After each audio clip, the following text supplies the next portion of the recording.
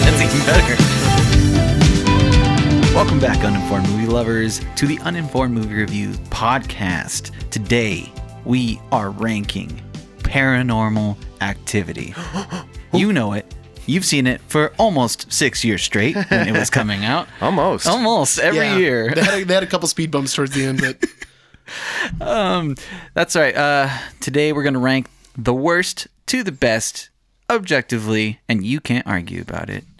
Unless you want to leave us a comment, go ahead and drop a comment. Tell us why we're wrong. Tell us why you think you're right. Let us know your incorrect opinion. Exactly. Dang. It'll be overlooked. Anyways, before we get into it, I just want to thank everyone who has given us a 5-star review on Apple Podcasts. Quite a few, and we really appreciate it. It really does help us out. And for everyone who didn't, 4 stars and below, I'm going to give you a stern look. And hope that you do better next time.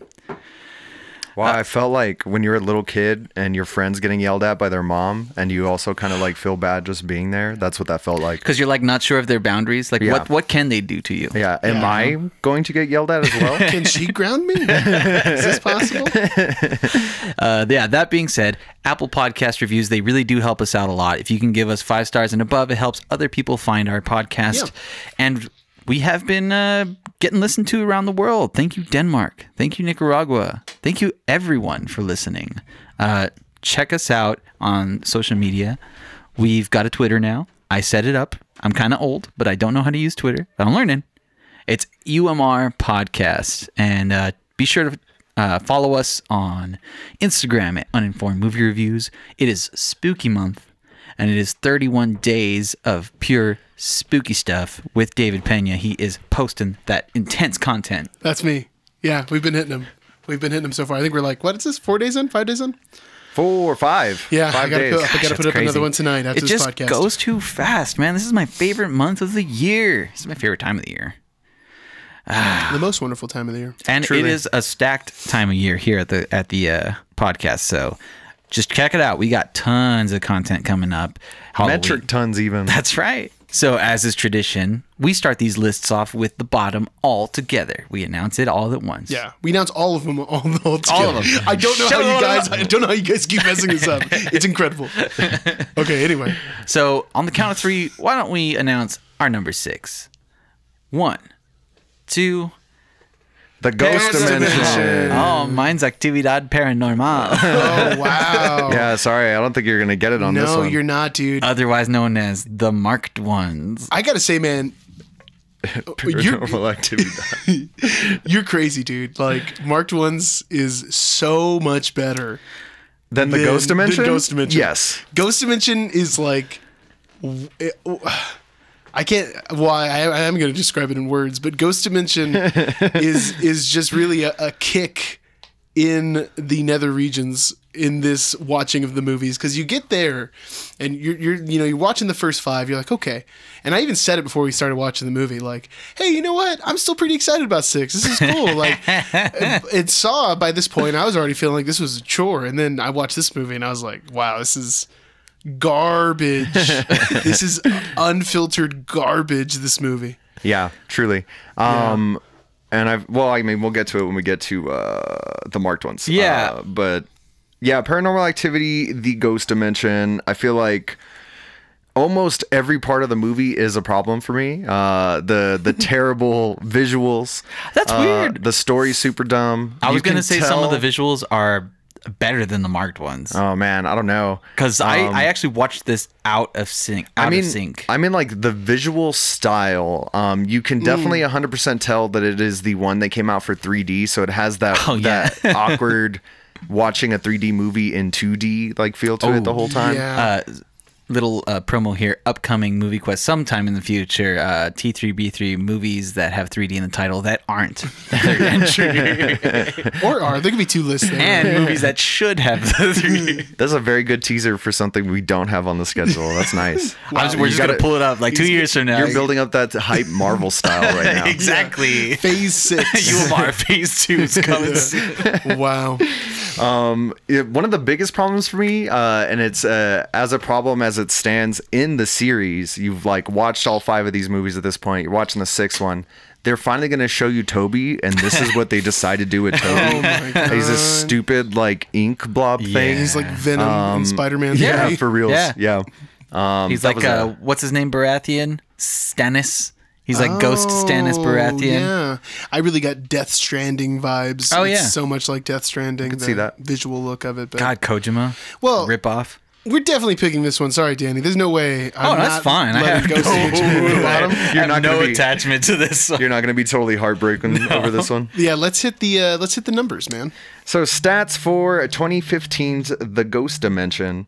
It's got a 4.6 out of 10 on IMDb, a 14% on too Rotten high. Tomatoes. That's right. 88-minute runtime, made on a budget of $10 million. Had an opening weekend of $8,070,493. Jeez. With worldwide gross $78,903,125. Wow. See, That's so a they can decent still amount of sell wing the wings. stankers in this series. You know Well, what I you mean? know, the name goes a long way. You have a following at this point. I think Almost like a coven of creepy-looking witch ladies. well, it's weird that this one did so well, especially because of the marked ones. Like, I feel like I definitely saw these movies in order when they were coming out, because that's probably part of the marketing ploy, obviously, is that we know these movies suck, so we're going to keep putting them out every year, and people will still come to it because they still haven't lost that much interest every year. It's definitely like a get it before it spoils kind of thing. If you look at the numbers in order, which we'll get an idea of today, but it's definitely a decreasing line. Diminishing returns. There's one part near the beginning where it goes up a little bit. I won't spoil it because that's Frank's territory. But well, speaking of territories, before we go any further, let me get a good old synopsis in here. So, wow, how exciting! This movie. This movie starts off with the Fleeg family. That's their name? Yeah, right. We have Ryan and Emily Fleeg, husband and wife, who's Mike Fleeg, the husband's brother, comes to stay at their house around Christmas time. He had a bad breakup. We have Leela. A bad breakup, but a great mustache. A great mustache. Great mustache. Solid mustache. That guy's from The Office. Sorry, he did a cameo in The Office also. Who is he in The Office? He did a cameo when the gang goes to Philly for a movie. A trivia night. Sorry, you really threw me off with that. Like, what are we talking about? The gang goes to Philly. The gang is already in Philly. the Office gang goes to Oscar's trivia night at not Tail Feathers, but the other place. I know what you're talking about now. Yeah, I definitely see him. I haven't gotten there in my most current rewatch of The Office. I'll keep an eye out next time I'm there. We have Leela Fleeg, who's the little girl, the young daughter, maybe like 8 years old-ish. Very, very precious, also very creepy. It accomplishes both roles. Yeah. And then we have Skylar. Skylar. Everyone remembers Skylar. Yeah, just the bore of a wife from Breaking Bad.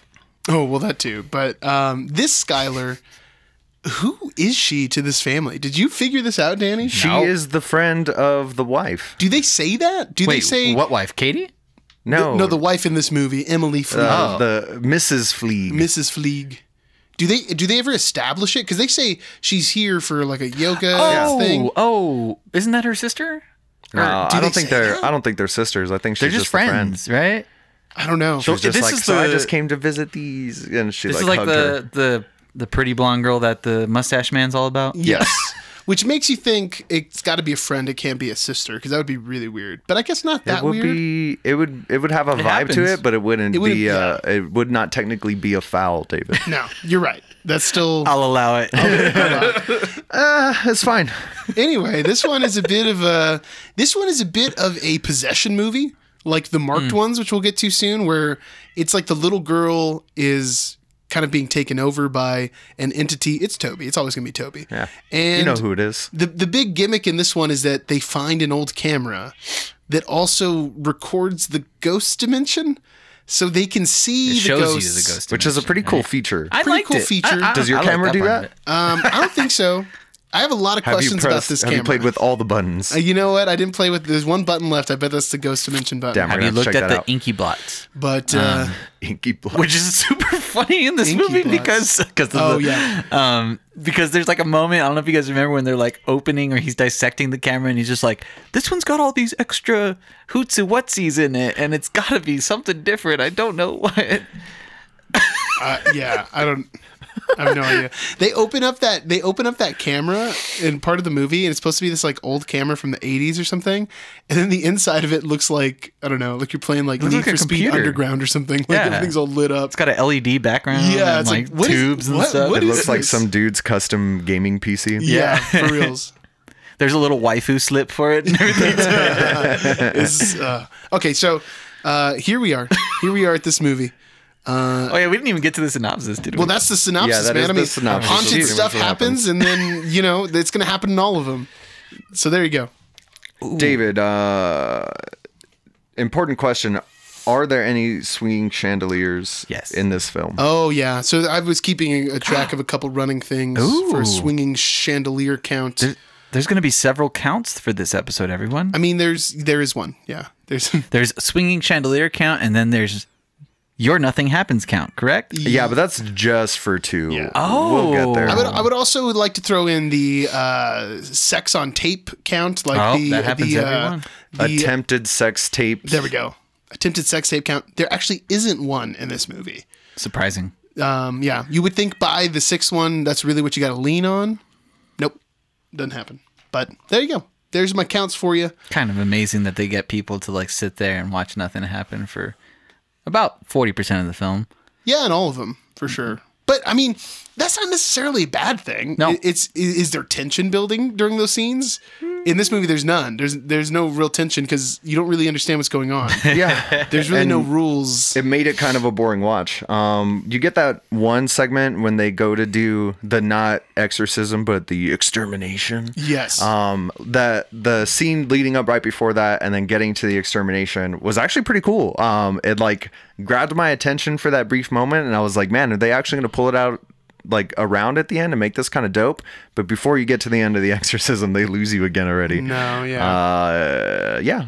Probably no reason to ever watch that one ever again. You know what? There's another actually kind of cool idea in this one, and it's the dad in this movie is finding the tapes from, I guess, Paranormal Activity 3, the tapes of Katie and Christy from a young age, the 2 main women of the series, I guess. They're not in all of them, though. But anyway, they're watching the tape, and they're discovering while watching this tape of these girls from the 80s that they're talking about his daughter's bedroom upstairs right now, which is a pretty cool idea. Yeah. Nothing else really happens with it other than there's no real... It was just another thing to show that they had the power to cross like time and space.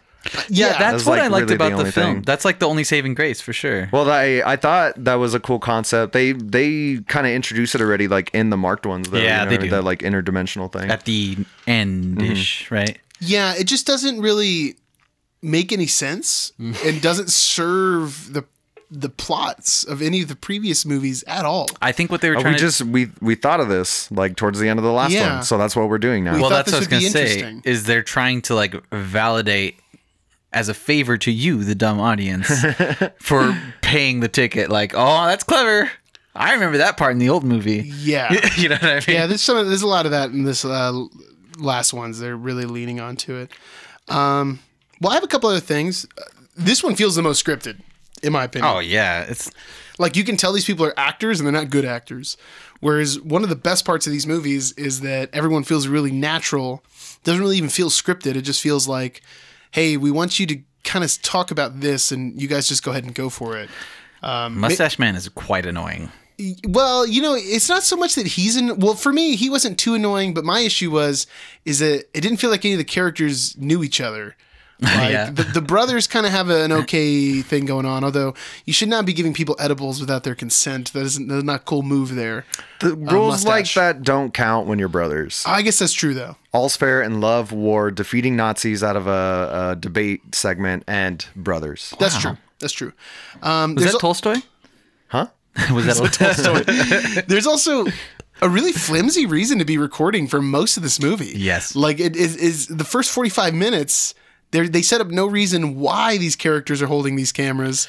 And I get, hey, I found this cool 80s camera, but then he just keeps using it for like 4 days. It's just like Rhett in the GMM. Yeah, he like the finds that GMM camera. episode, yeah. He just uses it. But that was like a one-time gag. It would be like if Rhett kept doing that for like 3 weeks. Just He had did that camera. every time they did the. Oh, I the guess dart that's thing. true. But see, that's a reoccurring gag. Yeah, at yeah, least. yeah. There's a bit there. Whereas this guy, it's like, what are you doing? Like, why are you just walking around with this He's camera? just like going to work with the camera. yeah. He's at the supermarket Which, camera. Also, the camera, we already talked about the aesthetic look of it in the movie, that it doesn't even look right.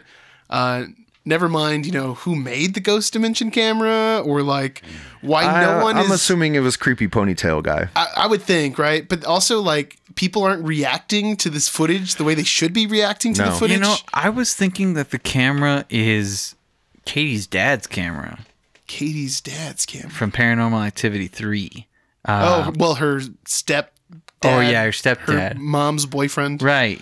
The one who's like a videographer. It could be. You know what I mean? And it kind of remind me of that. But it would have had to been modified somehow, because he I'm sure, definitely yeah. wasn't... He didn't just have a ghost camera. I think that's where Ponytail Guy came They dropped in. it there at the house. You know what I mean? Yeah. At grandma's house. I think that's where Ponytail Guy but came in. it still doesn't serve like you have a camera that sees ghosts. Okay, well then everyone should be on the same page. But everyone acts like they're just seeing stuff. Like in the first movie. Wow. Isn't that weird? Isn't that weird? Yeah, it's like in the first movie, it's like, oh, that door moved a little bit. Wow, that's so weird. I wonder what's going on. And this one, it's like Venom's crawling out from under your bed, and they're like, something weird's happening. I don't understand what's Yeah, you're right. It just doesn't make any sense, man. And then also, it doesn't look good either, because it looks just like a camera, and then somebody put like an After Effects like plug-in over it, and we're like, oh, look, it's an 80s VHS camera now. You know what's another thing that kind of sucks about this movie? Well, really sucks about this movie is like one of the saving graces of like the marked ones for me was that it wasn't just like following a waspy family in like suburbia, and then they go straight back to waspy family in suburbia in the Ghost Dimension with like the biggest mansion yet. Yeah, it's always the house giant always houses. gets bigger. Yeah, this one's huge, man. It's a giant house for the smallest family, other than the first family, I guess. Yeah. But that is pretty crazy. Man, I also just don't like how a lot of these characters show up and then you don't see them again for long stretches of the movie. Like Skylar, for instance, who's like disappears. She's there for a little bit. Now, I did watch all the deleted scenes today. Oh, you have them? Yeah, this movie was delayed 2 years. Wow. It's also got 4 writers. Wow. So Jeez. it's like, for the most part, there were a lot of ideas getting thrown out. Obviously, a lot of like editing and re-editing going on. So some of these cut scenes, if you replace them with different scenes in the movie, it would have made a very different film. Like there's a part where Leela is already all black-eyed and possessed towards the end, and she's coming downstairs, and Skylar's there, and Skylar like is getting super creeped out by her, telling her to stay away, but she keeps coming closer, and she pulls out like a kitchen knife and is going to stab the little girl. Heck yeah. It was a pretty crazy scene. They left that out, but also it kind of at least tells you what's going on with Skylar. Whereas in this movie, she's there at the beginning, and then she's there to get stuff when the family flees. The Fleegs flee? The Fleegs flee. The fleeing fleegs. And then at the end, for the exorcism, when she vomits up acid demon. Acid Toby. Acid Toby? None of it makes sense. I think that's pretty much everything I have, man. Oh, there was one more thing, actually. There's a really good scare in this movie. I was going to say, we should say our best scare. Oh, best scare? I like this. Of this movie. Well, I'll go with this one. My favorite's the Santa Claus suit. Yeah. Because they intro it early in the movie, and then you see the suit. I was expecting it to collapse like there was nothing in it, but they don't show what happens to it. It just disappears. But the Santa suit is in like 2 or 3 different deleted scenes. Darn it. So they could have really leaned on this being like the paranormal Christmas activity. Ah. You know what Yeah, I mean? because when it started, I was like, faux Christmas movie? I was going to say. But it's just a backdrop. They don't do a lot with the Christmas part. And in those deleted scenes, it's cool because they have like, there's like some sleigh bells is like a sound effect. No way. Like in the background. There's some really cool Damn, ideas. so they were going to do Why'd they it. cut the good stuff out? I don't know. It probably just like, they didn't end up where it didn't match what they were trying to get to at the ending, or I don't know. It's a mess. But scares for you guys? My scare was, honestly, it's really fleeting. It's when Mustache Man and, what's her name? Not the wife. You just said her name. Skylar. They're flirting, and it's kind of near the beginning of the movie. He starts seeing things at the camera, and then they go outside, and she's looking at the pool, and then something just jumps out of the pool, and it's like jumps off camera, and it's just kind of a jump scare, but not a jump scare. But it's good. It got me. The Santa suit one is one I should have thought of, though. That's good. Pretty good. What about you, Frank? You got a favorite from this one? You know, I'm thinking, and besides the Santa suit thing, can't say anything really stands out as something that I favored. Even when Danny was talking about that thing jumping across, I was in my head. I was like, yeah, but it looks super shitty though. Oh, yeah. Like it looked like a dumb, shitty, I don't know, man. Yeah, like a wipe, like a couple black little streaks. Yeah, I hate that. I hate all the CGI that's dumped in this movie. Yeah. Where for the most part, they stayed away from it. They use it a couple times, and in this movie, it's just like, it's all over it. It's all over it. Yeah, it wasn't very scary at all. Yeah, this movie sucks. I do not have an argument with that. The movie's trash. And it's just gone so far from the original, like, 2007 release. I feel like it's just so far away from where they had started. For reals. 100%. Okay, so I guess let's go to the next one. Yeah. All right. Why don't you count us off, Danny? So we're saying it on 3, right? Yes. 1, 2, 3. Part Number 4. That's Hey, crazy. The what's marked up? ones. What's up over there, dude? I'm sorry. Yeah, for me it was the marked ones and Ghost Dimension. I'm. Where is your marked ones, Frank? I have it at number 4. Okay. So do I. Okay. Number 4 is higher. Number 4 is higher for me, but I do have the minority here. You do. You are a minority. What do you think, Frank? Should we be mean or should we be gracious? I feel like you and I somehow ended up with the proper bottom 3 here, David. You know what? I'm agreeing. Sorry, Danny. Crazy. We're hitting you twice. Marked ones is so bad. Yeah, I would have to disagree on some stuff. 4 is bad too. Don't get me wrong. Yeah. I feel like, without getting into the marked ones too much, I feel like 4 was a more boring watch than the marked one was. I had fun watching the marked ones. 4 is boring. Marked ones has problems, but they at least attempted to do something different. Yeah, you're right. So I got to give them points for that. Whereas 4 was like, let's hit this formula one more time and do it as least interesting as we possibly can. That's true. It's essentially Paranormal Activity 2. 4 has the connect thing. Yes. And that's about it. 4 had some creative scares, and that's what saves it for me. And the whole hunter thing is okay. It's pretty good. Yeah. Anyways, which one are we talking about? 4. 4. Okay. Yeah. All right. Let's get in on 4. Number 5 for UMR's Paranormal Activity list. 2012's Paranormal Activity 4 has a 4.6 out of 10 on IMDb, a 23% on Rotten Tomatoes, and an 88-minute runtime. Made on a budget of $5 million, would have an opening weekend success of $29,003,866 and a worldwide gross of $142,802,657. I can't believe this movie only took $5 million to make. And they made so much money off of this one. Oh, yeah. Yeah, this one is very, very successful still. Okay, so plot synopsis.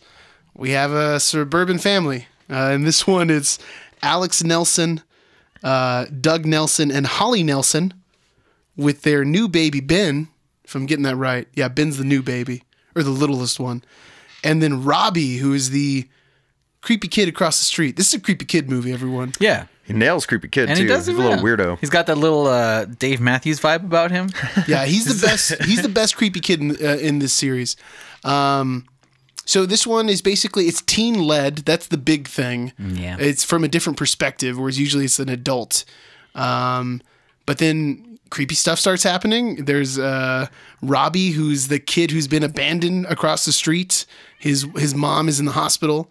And for some reason, the neighbors are the ones to take him in. I don't think it's whatever He happened. doesn't have any family. They don't know anybody that else. doesn't happen in real life, His though. grandma was watching him or something like that. No, in the movie they did say in like the 60s. You in know the what I mean? 60s, yeah. But in 2008 or whatever, no, you go to like a foster home or something for a little bit, or you're a ward of the state or something. They don't just say, "Hey, you guys, watch my kid for an undisclosed amount of time." I don't know. Anyway, we're getting into the movie already, but that's more or less the plot of the movie, and then spooky stuff starts happening. Yeah, slowly, is. but then it would ramp up, and then big showdown at the end. Big showdown at the end every time. Every time. Yeah, and this is the 4th time. Let's go. Pretty middle of the road movie. I gotta not say, as bad as the Ghost Dimension by just a little bit. The reason it was higher for me up there is because of the whole hunter thing going on. Like, you at least see some progress in the story, but it is. I mean, they got some pretty innovative scares, like with the Kinect, and they added the webcam thing to it, and there's some good over-the-shoulder spooks shots, and it's essentially Paranormal Activity 2 Part 2. It's like the same movie. Yeah, it's pretty similar in that respect. You know what? I got the name wrong. The little kid's name is Watt. That's what it is. The youngest boy in that family. Oh. It's Alex, who's the daughter, who's our lead. Who the hell is Ben then? Ben's the boyfriend. That's right. The boyfriend, the yes. comedy relief. Well, speaking of which, too, we do get an attempted, although this one's kind of a criminal. Inappropriate. He Legally inappropriate. He's trying to get some Skype action going. And as far as swinging chandelier, yes, we do have one. We actually have a chandelier drop in this movie. We get to see a upper middle class man yell at a dude trying to do his job. Yeah. It's kind of, that part was a little unflattering. Yeah. Well, I mean, he seems like that guy. You know what I mean? Yeah. It seems totally believable. Wait, is this the one with the, I'm confusing with 2, I think, but is this the one where like the Hispanic maid is like telling them all that something's wrong and they don't listen? That's 2, right? That is 2. Right? Okay. It's hard to get them all straight because the men are also terrible in these movies and useless. They always like just shrug off their wife's concerns every time. Well, in this one, you're stupid. It's his daughter's concern, and when they start, there's this. They get cameras in the house, and then she's showing him some footage, and he's like, "Wow, you kids are so good at editing things today. How do you do this stuff?" Yeah. Wow, you and your computers. Yeah. It's amazing. It's like, okay, But that's definitely like suburban white dad. Like, some pretty good scares. I don't know. What do you have to say more about this, really? I mean, well, at the beginning of the movie, it is Halloween. I just got to shout out her terrible Halloween costume, which is like this really bad, like fairy costume. It's when she goes across the street and is first confronted by the witches of the neighborhood. It looks like one of the costumes hanging in the Walgreens seasonal section. Mm-hmm. Yeah, it's definitely a Walgreens special for sure. I have on here, I just wrote in Kinect product placement. Teens love it. Kids love it. It's state of the art. Like, they talk so much. Demons will love it even. They talk so much about the Kinect in this movie. And there's like scenes where they're like, the camera for 1 second is deadpan on a copy of Kinect Adventures on their on their coffee table. But it's like, we got to make sure we show that the teens are having a good time. They're hanging out playing Kinect. Little kids are hanging out playing Kinect. They're talking about, wow, the technology in the Kinect, it's so accurate, and it's because of all these lasers that they shoot. It's like, come on, guys. Was there a Microsoft spokesman on the I feel like the writing team? This has to be actual product placement. It is used so heavily on something that, let's be honest, probably the worst motion controls of that generation. Like, the Wii was way better, even the PlayStation Eye was better, and no one had one of those. Kinect is garbage. But anyway. The Wii definitely beat the Kinect. This is, I mean, I don't really have a lot more notes about this. There's a Wilhelm screen in this movie, which is pretty satisfying. No, where? Yep. It's on a movie that they're watching on TV. And it's just a lot of useless, pointless scenes. And that's what makes it feel so boring and uninteresting. Yep. For me, the creepy kid thing, he is a creepy kid, but now most of the scares in the movie are watch this footage filmed at night and a little kid's going to run by the door. Yeah. And it's like, well, I'm not that Or creeped just out. like walk into the middle of the living room and stand there for a second and talk to something. Yeah. Okay. We've seen Or just this. be a shadow figure in the back. Yeah, Thing. it's a little too much. I prefer the demon over the little boy. Cool Connect shot. Cool Connect demon shot. Yeah. There's that. Yeah, it's pretty tight. Even when they're playing the Kinect boxing game and he's like playing with the demon. And And you see his little avatar. Like, who's that? That was pretty fun. Yeah, that's kind of cool. Yeah, that is. Ben's just like, how are you doing that? I like that. I like that being so subtle.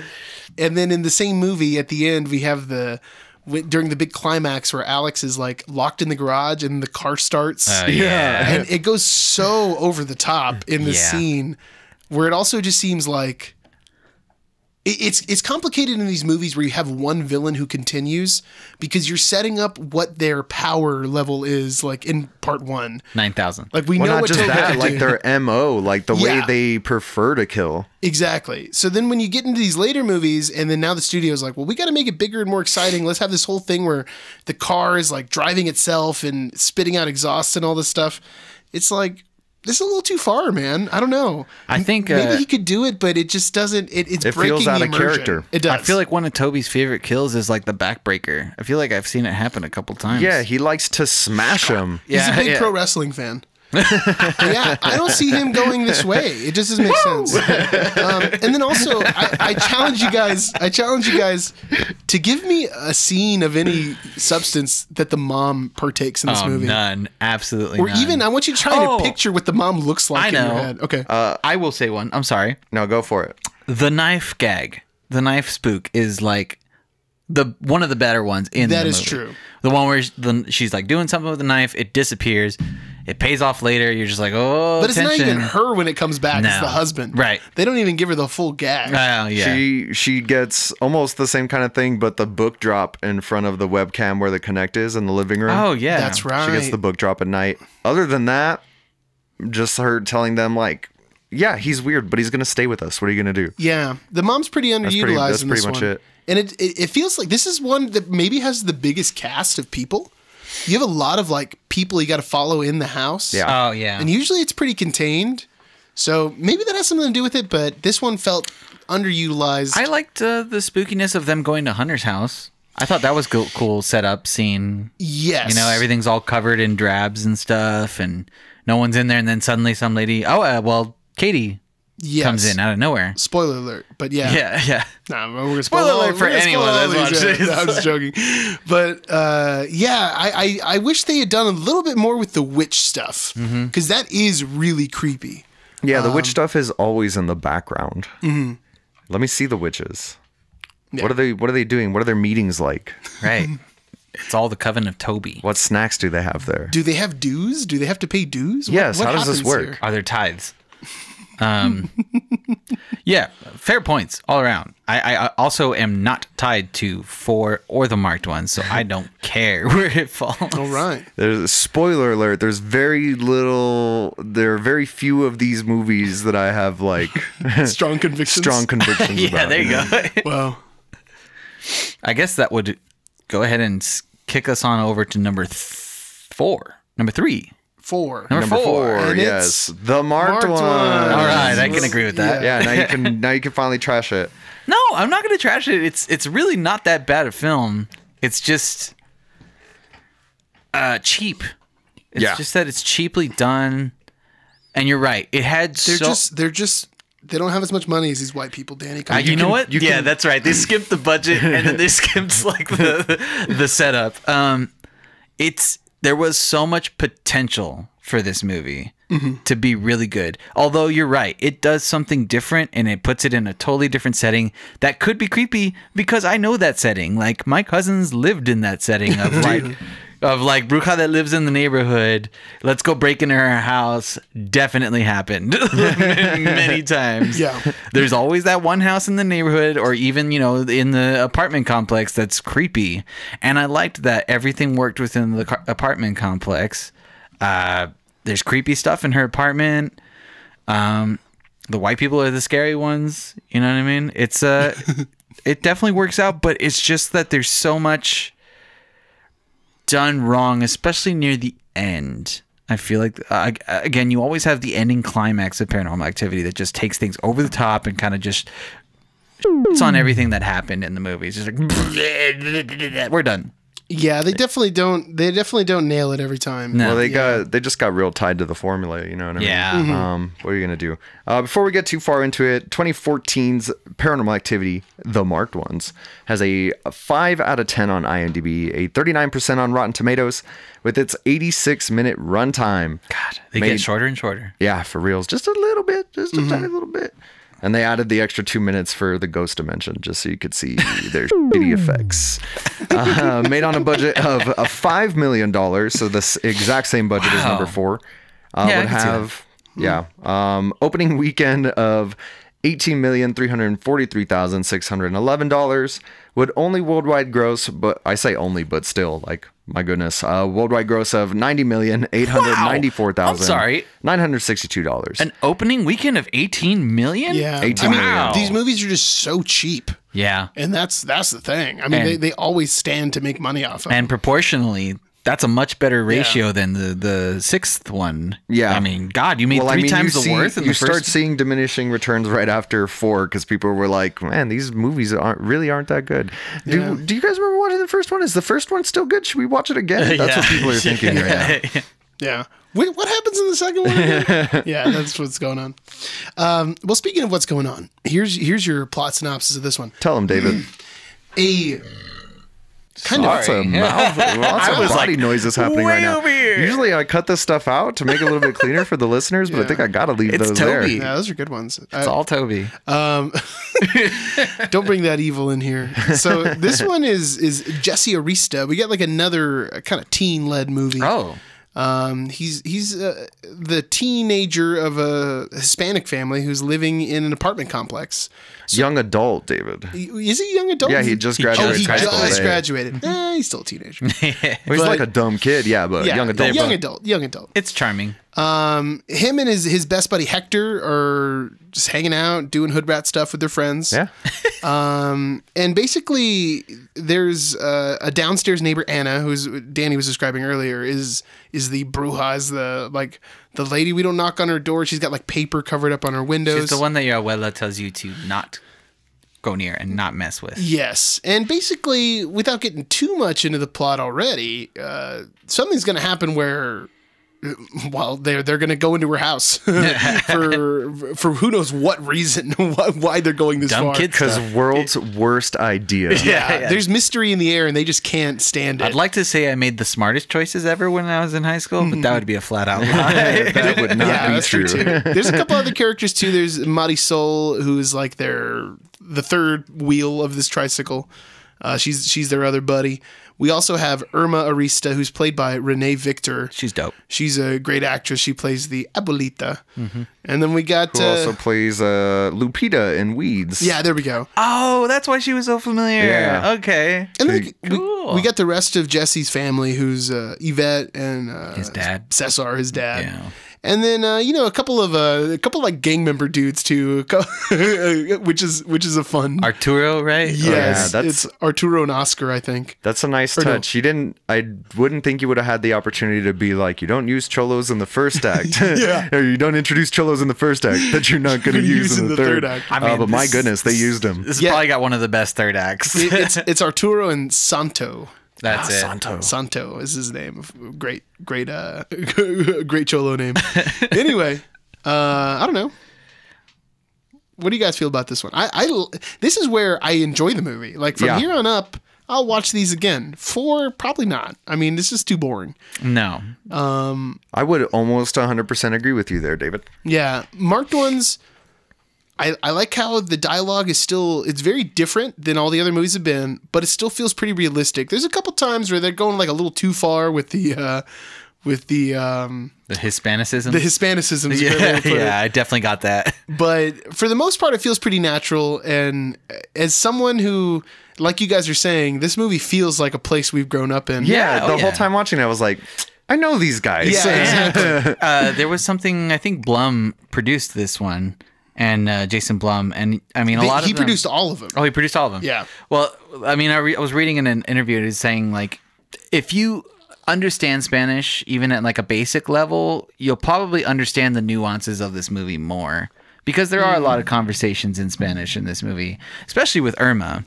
And Irma is kind of given a little bit of exposition too when she speaks and stuff. She's talking about what's wrong with Anna, or why she doesn't enjoy the game they're playing with Simon Says. And I didn't really pick up on this, but I think it's just because you're right. It wasn't like, because I don't even speak Spanish, but it was enough basic Spanish that I followed it. you could tell entirely. keywords, you know? Yeah, you're like, oh, okay.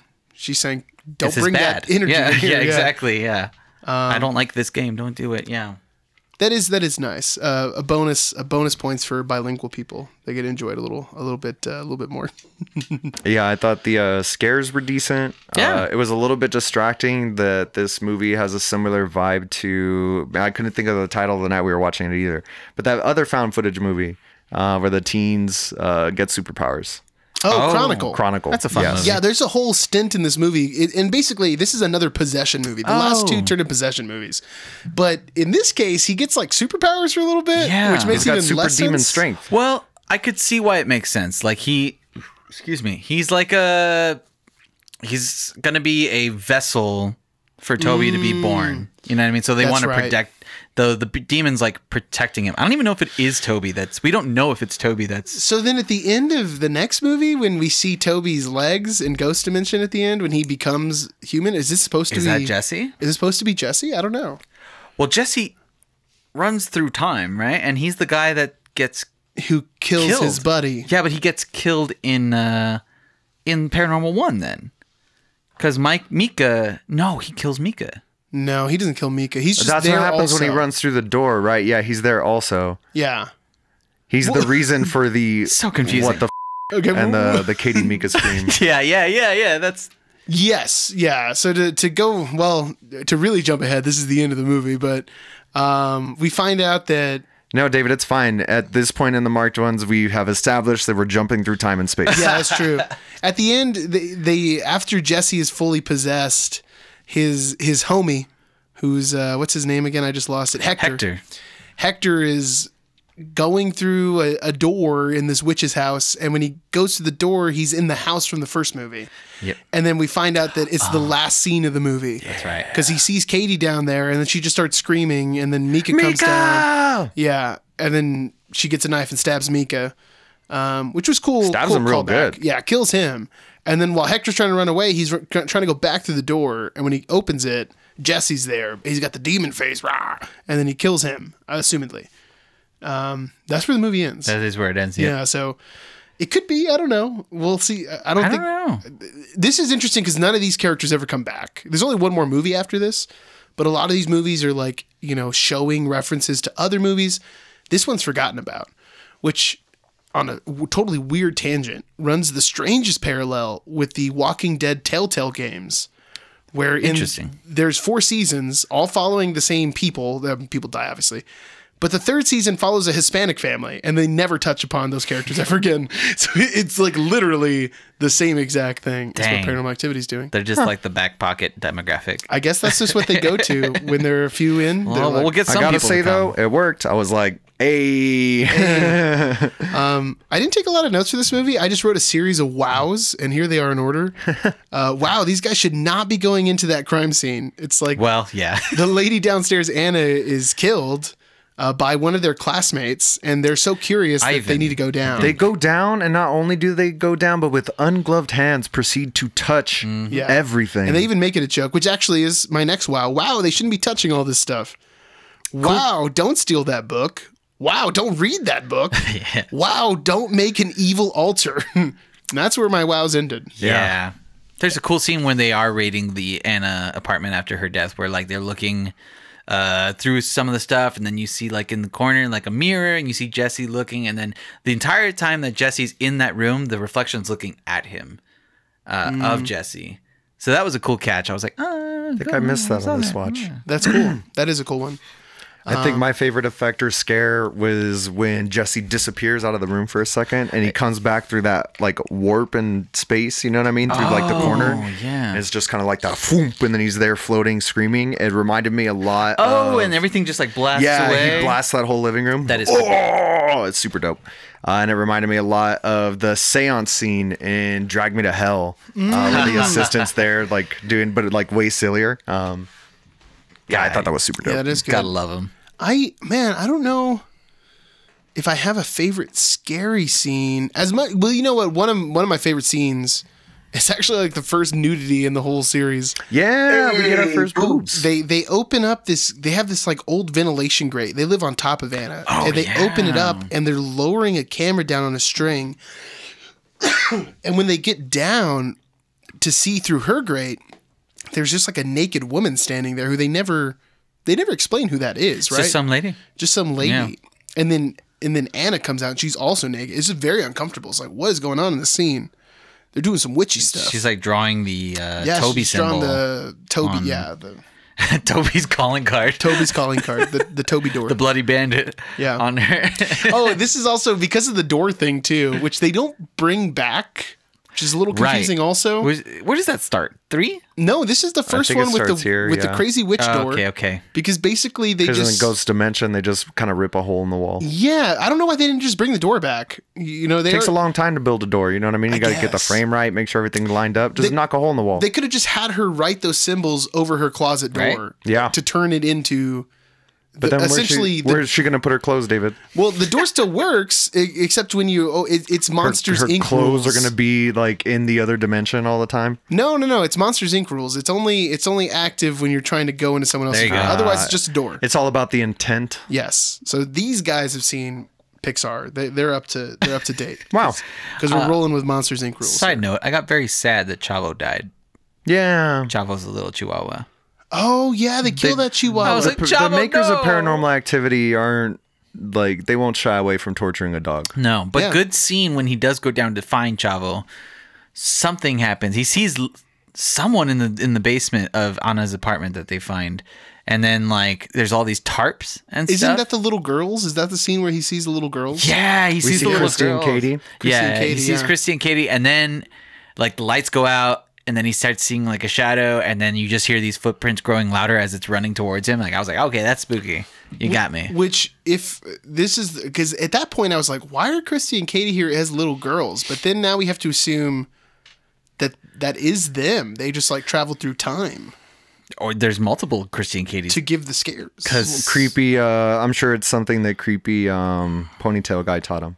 Yeah, astral projection. Yeah. That's what this seems like. Can we they're start practicing. calling him Wizard George Carlin? I think that would make it easier for Yeah, me. I'm down. Now that we've probably stopped talking about it. Yeah, Too bad we didn't have that probably, earlier. Go back and put them all in. it's hard to I'll think just about. take that clip and then put it there. Yeah. It's hard to make sense of if Christy and Katie like exist as child form and adult form at the same time in this universe, because like adult Katie shows up in near almost every film, except for the marked one. Well, no, she shows up in the marked ones too, but that's the time Oh loop. yeah, she shows up in the market as a time loop, and she's suggested in being in Ghost Dimension Yeah. that she's the one who sold him the house. Yeah. Oh yeah. Yeah, It's she's Katie like on the business fake card. realtor. Yeah, she's the fake realtor who got him in that house. And then in the deleted scene we watched earlier, like the ponytail man there, and was that Christy and Katie also there? Little Christy and Katie, yeah. Yeah.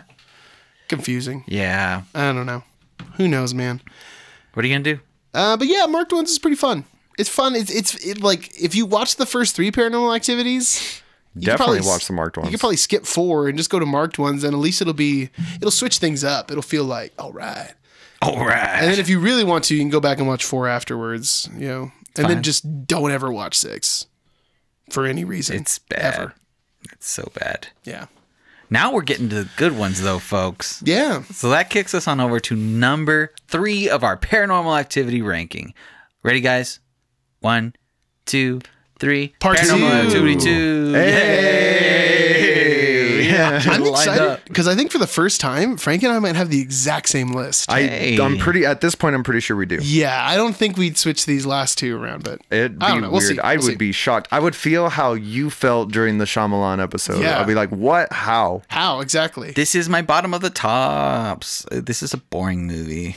Yeah, that's the big problem with 2. It's the most boring of the original 3. Yeah, Mm-hmm.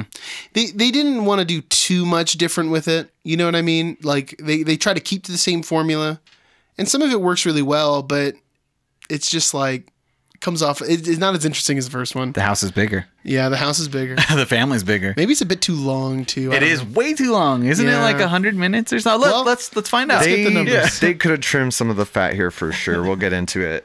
2010's Paranormal Activity 2 has a 5.7 out of 10 on IMDb, a 58% on Rotten Tomatoes. with its 91-minute runtime. Oh, that's what it is. Yeah. Made on a budget of Ain't that long though. Yeah.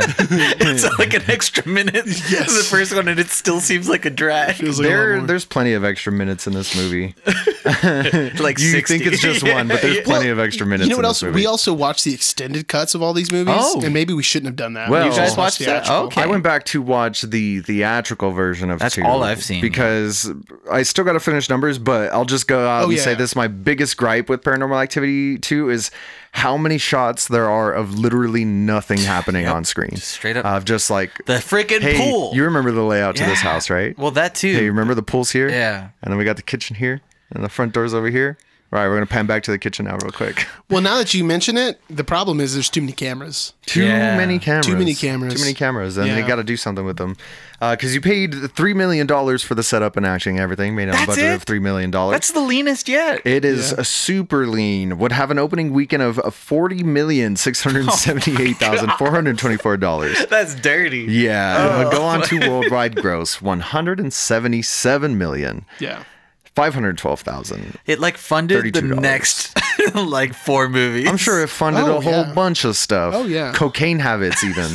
For sure, that. Xbox Connect. They probably funded the whole development. That's why there's so much Xbox in it, because they had a lot of money in it. Okay, so this one is a suburban family who's living in a large house, and we have Christy and Daniel, who are the parents in this scenario, the Ray family.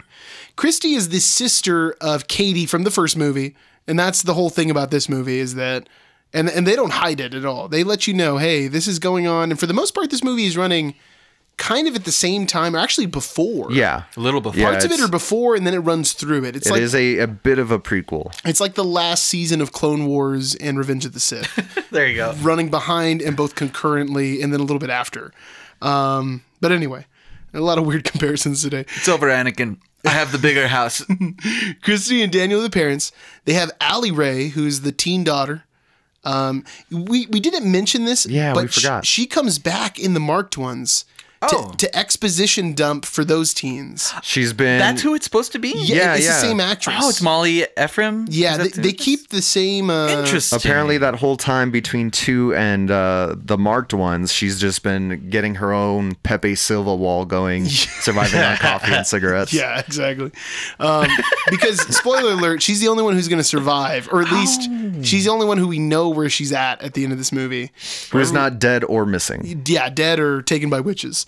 Then we have Hunter Ray, who's her little brother, baby brother in this movie, and Martine, who is their housekeeper. That's pretty Who much is it. not in weeds. Who's not in weeds. No, don't be racist, everyone. She's the one that comes in with the sage and gets fired. Yeah. Oh, yeah. Well, I have some thoughts about that, but well, maybe we should get into it right now. Oh, this one, you know what? We have to mention, if we're mentioning cast, this is the one with the dog. This is how they switch things up. Yeah. And a beautiful German Shepherd. Yeah, she's a good girl. Yeah. Well, good doggy. My first note of this movie, and I got to share it with you, is that the daughter, one time when the father walks into the room to talk to the daughter, she says, "Yo, yo, yo, what up?" And I was like, what? Were you like, is this where I got yo, yo, yo, what up, what up, what up? I don't know. I don't know if it was. I'm not sure where it's from, but I felt comfortable immediately watching this movie. Yo, yo, yo, what up? What up, everyone? How exciting. I don't know, man. I my thoughts on this movie is pretty good. I mean, it ups the stakes. It's not better than the first one. No. And then the problem really is the third one comes out after this is a lot better than this movie. Yeah. They could have skipped this one. Although they are, We get some stuff It's that's a important setup. to where they're Yeah. going. I mean, you see, like for instance, the picture in the basement of, the picture in the attic. I'm sorry. Oh, yeah, we Where find the picture from the above first movie. Christie's side of the bed, right? Yeah. And it's singed a little bit, and it's like, oh, I thought we lost everything in the fire. What fire? Oh my God, that's them when they're young. Yeah, and then there's this whole thing of her dropping off her stuff. Katie dropping off her stuff at her sister's house, and then their house gets robbed, quote unquote. Everything's thrown all over just the like place. ransacked. Ransacked. And the only thing that's taken is a necklace That Katie had made for Christy. Yeah, and the photo album. Or just that photo? I think it's all of it, isn't it? I'm not sure. Don't we not learn about the photos until the next movie? Isn't that what happens? Well, they don't find the photos till later on, because this is the reason for them installing the cameras, like the ransacking of the house. Yeah. This is very early on. No, the photo album, that whole thing is not mentioned until Paranormal Activity 3. Because in 2, she says only one thing's missing, and it's the necklace that my sister made me. And that's why in the next movie, it's like, well, how come you didn't mention that they stole that box of photos too? Because they're going to retcon a little bit in 3. But it gets mushy when you watch all these in a row. But yeah, you're right. That's the reason for the cameras. And again, it's like, this is a good reason to have the cameras. Yeah. It's the reason most people have cameras in their house. There's a good setup for this. And also because they're all security cameras, instead of Mika just setting up cameras in his house, the whole house is filmed. Which, there's some good scares. There's some good backyard pool scares and all that stuff, but it widens it maybe a bit too much, and it loses that focus of the first movie. But well, speaking of those shots, David, total cumulative shots in the theatrical cut. Mm-hmm. There's an extra 5 minutes and 55 seconds of absolutely nothing happening. Wow. That's it? I thought there was And gonna I be more. didn't include any time that led to a scare, that even if it had like the dog and the baby in it, I didn't include those shots. If there's anybody talking or any noising, I didn't. Absolutely nothing happening in this movie for 5 minutes and 55 seconds. Yeah, see, that's the time you got to cut out. Yeah. I think I think the first movie is actually pretty good about that, where sometimes, nothing happens, but it's immediately followed up by a different kind of scare. And it's also one of the first instances in modern horror of that. You know what I mean? At least it's the first instance, obviously, of this series doing that, but it definitely tastefully increased everyone's patience. You know what I mean? That is the scares, you know what I mean? Because they are jump scares for the most part in this whole series. Yeah. But they're jump scares that feel a little more earned because you're waiting. You're kind of trained to just watch the camera. Yeah. And what is going to move that they're trying to show me right Exactly. Exactly. It's different. But we're going to have to gush about that when we get to that one. now? Yeah. We all know the one. Of course. Yeah. Let me see. Do I have anything else in here? Oh, you know what? The dad burns his foot in the hot tub during the scene where he gets in the hot tub, and the hot tub's it's higher than should ever even be allowed to be. And when he burns his foot, he runs inside and he has this towel. And it's this towel that I still own, that I've had since I moved out of my parents' house. That is weird. The same towel. I was like, what? David, maybe you're a marked one. After the yo, what up? I didn't know what to do after that. Dun, dun, dun. Dun, dun, dun, dun, dun, dun, dun, dun. And you know what? Speaking these people do seem like they know each other. These actors do a really good job playing like a family? each other off of as a family. Yeah. Mm-hmm. I agree. Yeah, they just feel like real people, and that's what makes these work. This is also the intro to Hunter, right? Yes, because this little baby Hunter is going to go on to be kidnapped at the end of the movie by his aunt, and wear socks with sandals. Really possessed by his aunt's really possessed by Toby, or whatever the rule is. Who knows what is going on? She's a concubine of I don't Toby. think they're possessed by Toby. They're working for Toby somehow, because the whole point is to get Toby his own body, his boy body, but right? they're also controlled by him. Yeah. I mean, they're subservient. They're like his concubines. I think he has fun with them. Yeah, I don't know. I think they have to let Toby control him. I think that's what Wizard George Carlin was trying to teach them the whole time. He's let him show you what he sees. I think, there's a little Dan Aykroyd stuff coming. Dan Aykroyd Ghostbusters things going on behind the scenes, I think. Wait, what? The husband in this movie sucks. He sucks just like Mika does in the first movie. He's worse though. Yeah, he might be worse. And then the girl has a boyfriend, and he also sucks. It's like all the guys in these movies are useless. Yeah. Yeah, well. Until we get to the third movie, then we have a pretty competent dude. For the most part, these guys are just terrible people. And you're right. This guy is worse. He's just screaming at him and everything. Yeah, he's just like, you're stupid. Yeah. Nothing's happening. Oh, so there's a scene where the daughter has to watch the kid. It's the first big scary night. She's got to watch her baby brother. The parents are leaving the house for the first time. Go get some margs. She goes outside. Applebee's dollar margaritas on Thursdays. She hears something at the door, like a loud pounding, and she opens the door because she thinks it's her boyfriend joking around. And she steps out on the porch for a second, and the door slams behind her. And then the wind obviously closed the door. Yeah, she can't get back in. So anyways, after this whole night, the parents come home. They're super upset. She shows them the scene, and this is what the dad says. Oh, the wind just shut the door. It's like, dude, what are you talking about? The wind. Like, you guys are watching this footage.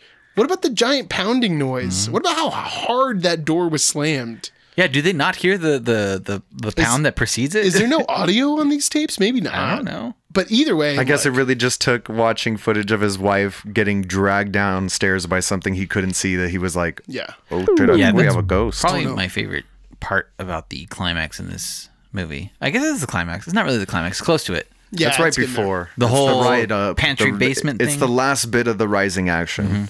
Ooh, the pantry thing is cool. There's a scene in the movie. It's my favorite scare where all the pantry doors open at the same time. It's crazy. Yeah, it's nice. Yeah. It's really cool. And also, like, this was back when there wasn't any CGI in these movies yet. Or if there was, very, very light. And they had made, like, little hydraulic pistons on all the doors. Sick. They like, literally blew them open at the same time. That, Damn, and they like do an it in Injectocito, cuz. And they do Yes, it in one shot. Yeah. Like, they just pan away and then bam. Boom. Yeah, they hit Which them. is cool. That's smooth. You don't even, you know what I mean? So really And cool. it is startling. Yeah. It's super startling. That's my favorite. That's my favorite I scare. feel like that was a good Poltergeist homage. You know what I mean? Oh, Like, yeah. Stuff happening in the kitchen and all that. Yeah. Waiting to see all the chairs go on top of Yeah, everything. that's what I was thinking. The baby raises the stakes a lot for me in this movie too. I mean, I think that's obviously what it's supposed to be doing, but especially when you see it getting like pulled out of the crib. God, that was crazy. Yeah, that's some good stuff. But it's okay. He had that good girl, Abby, sleeping next to him the whole time, just making sure the boy's all right. For a little while. Until For they, a little while. Until they kill that dog. Yeah. That's why he got rid of that. He's like, I gotta get this pesky dog out of here. Toby knows what he's doing. Yeah, he does. I don't know. I mean, that's more or less. Yeah, I mean, it's fine. This one's good. Fine. It's just there's a lot wrong with it. Do one more cut, not extended. Do a shortened cut. Yeah. Trim some of that fat. You're gonna have yourself a great time. Pretty solid. Agreed. I guess that's gonna kick us on over to our number 2. Yes. I'm a little worried about this one, but 1, 2, 3. Paranormal Activity 1. Are you for real? I'm serious. Are you for real? And I thought about this. Okay. I thought about this because I can't put Paranormal Activity 3 at the one spot in an objective manner because it's just like Paranormal Activity 3 probably wouldn't mean that much to anyone that just came in and watched it. But I have watched it. So in a subjective manner, I like Paranormal Activity 3 because of what Paranormal Activity 1 has set up. I see what you're saying. You know what I mean? And that makes it matter more to me. Like by itself, it might not make sense. No. But in the context. Yeah. Yeah, I mean, I think it's a really interesting movie, and it's I mean, the second best Paranormal Activity movie, but I mean, we're obviously going to put it at number 2. I'm okay with that. I'm sorry, Danny. That's but fine. Frank, I mean, dude, United guys landed. lists. I Yeah, know. it was pretty fun. It's never happened before. A lot of the times during these episodes, I feel like you and I argue, and it's really strange to be like in line 100% here. You guys should like for make out. We should. We should, man. Yeah, I mean, let's go over Paranormal Activity 3, dude. I want to talk about it. This movie Wait, is I amazing. thought me and David were making out. Or we wait until afterwards? Let's put on the wait music. That's the best. All right. Yeah. That was hot. Well, you want to hit us with the numbers here? Numbers for number 3 came out in 2011. Has a 5.8 out of 10 on IMDb. that's Sorry, it way might be too time to low. go back to the optometrist. My Darn. goodness. 66% on Rotten Tomatoes with its 83-minute runtime. Nice and tight. Nice and tight. like- Beautiful. Some of the least amount of runtime. Yeah. Out of all of these. Budget very familiar, $5 million. Opening weekend of $52,568,183. That is the most so far. In a weekend. My goodness. Wow. But also to like Danny's point, it's because the people enjoyed the first one so much, and the second one didn't totally ruin it, I guess. Yeah, they were like, Hype train. I'll come back for a third Let's go one. watch the third one. Worldwide gross of $207,039,844. Nice. I mean, to be fair, when I remember this movie coming out, I remember seeing the trailers for this and being like, "Oh crap, they're going back to the beginning. Okay, this is cool." The trailer, Oh the my trailer goodness! was Is very Katie interesting. and Christy's mom going to get naked on camera? Almost. Oh if it my wasn't for gosh. that pesky earthquake. Ah, man, you know what? She's way too hot. I missed the counts on the last one. In Paranormal Activity 2, we have a near sex tape. Yeah. Yeah. Oh, It comes close. a Paranormal Activity. He puts it down on the thing. She's like, "Is this on?" She's like looking at the little light, and then doesn't go any No, further. that's one. And two, he just cuts the camera off because they're flirting. She's in the hot tub, and he's like, "I'm going to release the Kraken," and he shuts off the camera. I'm sorry. Oh, you're right, but you're right. We also missed another one. Swinging In- chandelier. well, there's that too. But the marked ones has an attempted sex tape too. Oh, that's right. That's right. With the Ruka. Which I don't want to even count because they don't even reference that the camera's there. There's not even any talk about it. She doesn't seem to She doesn't mind seem though. like she cares. She's like looking No. at it and just looking. Definitely That did. girl didn't seem like she cared about a whole lot. Yeah. They got ghost interrupted though. Hey, she unfortunately. cared about protection though, Frank. That is true. did. Smart She girl. did. No glove, no fun. Hey, good on her. Good on her. Well, synopsis. No All rubber, right. no flubber. I'm sorry. Paranormal Activity 3. Here's your synopsis. Suburban family living in a big old house. Ah. This time, oh man. Well, this time the thing is like Danny's saying, that it's little Katie and Christy. They're the children, if you would. That's usually what we call them. And who else do we have? We have their parents. I'm looking at this chart. It's all messed up. Is it Julie and Dennis? That's what it is. Yeah. Dennis. Dennis is like A pretty cool guy. he's a cool guy. He's a cool stepdad. He's a videographer. He's a videographer. So there's, again, now we have a good reason why this guy has so many Thank you. cameras. Yes. in the 80s of all times, and they got to be really expensive. He does like wedding videos and stuff. And he's got the whole setup. Yeah, and then Katie and Christy's mom Katie and Christy's mom is just the shoulders. She's shoulders lady, as mentioned in the final in Ghost Dimension. Seems like a cool mom. And they're living together. Creepy stuff starts happening. They got little kids. You got to mention Dennis's super cool sidekick, Randy, though. Oh, Randy, Randy that's right. should be mentioned. Randy's pretty cool. He does bail like at the last minute, but a respectable bail. Randy's the smartest person in the entire yeah. Paranormal Activity series. He actually might be. Because he lived. Yeah. Yeah, I guess so. He was like, nope. Randy Goodbye. is played by Dustin Ingram, who, fun fact, was one of the characters in the latest Watchmen by Lindelof. Damon Lindelof in 2019, the HBO Watchmen. Which character is he? Is he? He's the one that they suspect to be the lube man, the one that's Lube running man, away, yeah, yeah, like yeah. lubes himself. Man, Lube Man is the best. He's amazing. it's a You know, legacy. you guys have said a lot about the Watchmen over the years, and I've never been like, maybe I should start watching this Watchmen. But Bruh. the Lube The Man? Lube Man. HBO's might be Watchmen time. is fantastic. Lube Man shows up for like one episode, and it's all you can think about. They give you no details. They don't tell you anything about Lube Man, and it's all you want to know. And even on forums online, everyone's like, "What is Lube Man?" What is Lube Man? Why is Lube Man here? He's here. He's here for the mystery. You think he's gonna, That's crazy. I hope this guy's Lube Man. Oh, he is. Anyways, where are we at? Yeah. So this movie, we're gonna get a lot of scares centered around two little girls. There's like the older sister Katie. Christy's like really young and seems more susceptible to to the demonings. That's more or less it, man. That's more or less it. Oh, big one. This kind of like not really plot, but loosely connected. The camera is the plot of these movies, but this one introduces the moving camera. Yeah, he MacGyvered some stuff. Yeah, he attaches a camera to like a oscillating fan, a desk fan, and man, the moving camera adds a lot to the movie for sure. Because you It's get that really like cool. peekaboo thing, like, hey, this corner's clear and safe. What about this corner? Clear and safe too. I bet you this one's still safe. No, it's not. There's something there. And innovation, and this is actually a good cinematography technique. Like, I can respect the technique that it's doing in that it's doing the stuff in one shot. Oh, And I'm yeah, just yeah, like, yeah. that's cool. Yeah, really good blocking and stuff like that, like theater type things that have, you got to imagine someone's like waiting in a little blind spot. Yes, their timing. Their timing's great. Swing chandelier count. Yes, there is swing chandelier yeah. in this movie too. Spoiler alert, there's one in all of them. And attempted sex tape. Well.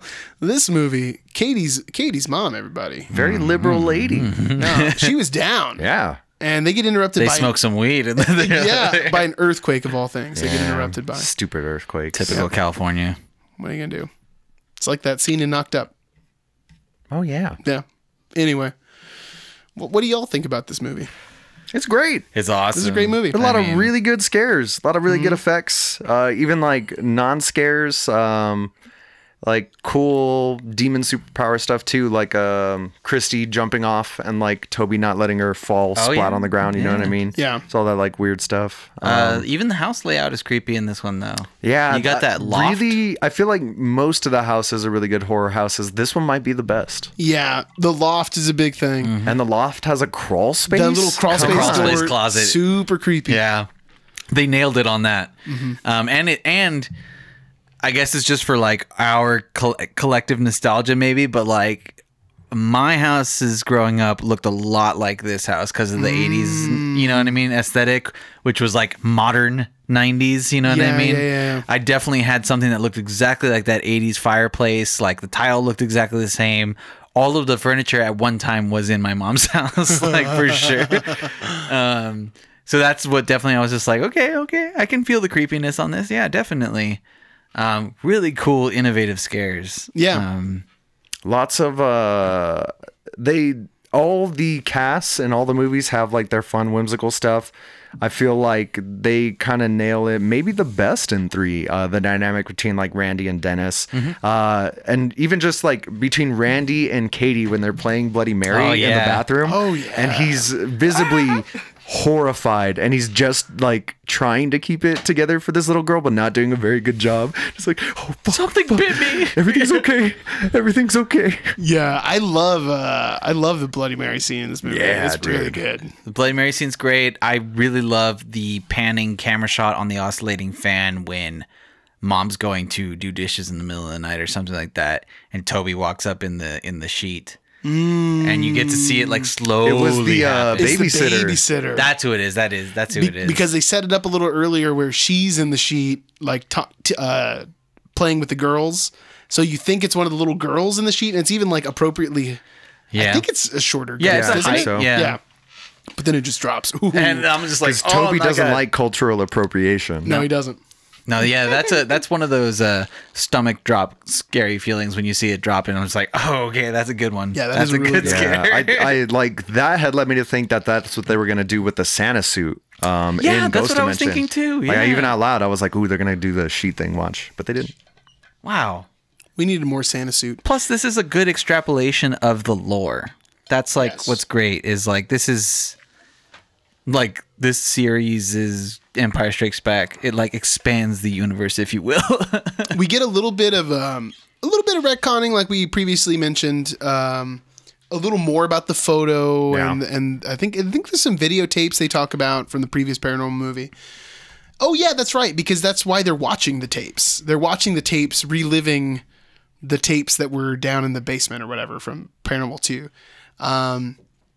But the ending, man, the ending is really where they expand upon the lore when you get the witches, because you don't see them ever until this movie.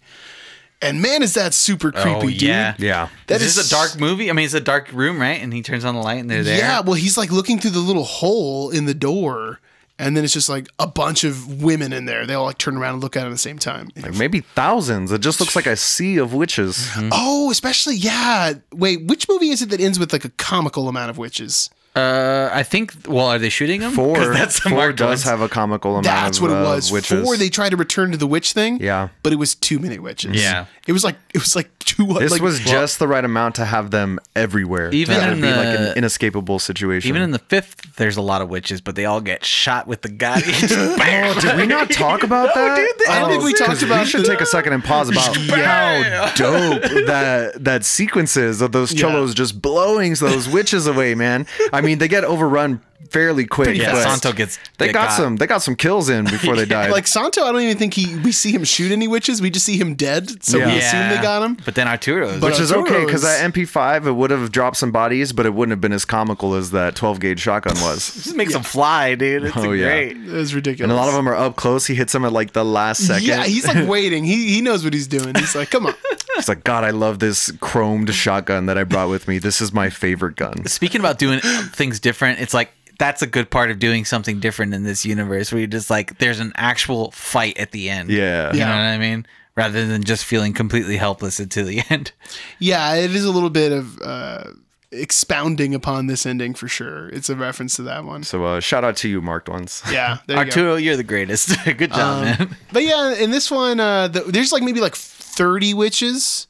It's a good amount of people. It's very similar to a movie that Frank keeps forgetting, but I've already said it. It's like the ending of Hereditary. Yeah, I was going to say. Yeah, it is the I've had ending you- of Hereditary. it's okay. I mean, I've had you describe that movie to me before, and Yeah, I'm like, no, it doesn't sound familiar, but I know I've seen it at least twice, maybe 3 times. Yeah, this is the right amount of witches. 4. Man, I can't believe we didn't talk about that in 4. That is so Even dumb. 3's a good amount of witches, David. Hocus Pocus is a pretty fun watch. No, I mean in part 4, there's just there's like 200 witches at the end of part 4. It's so stupid.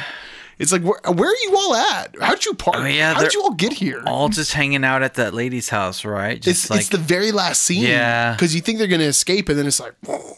It's like the Maybe beginning Wizard of the George Warriors. Maybe Wizard George Carlin had taught them all how to like transport. Maybe. Yeah, they went through the witchy door. They'd like wiggle their nose and then they.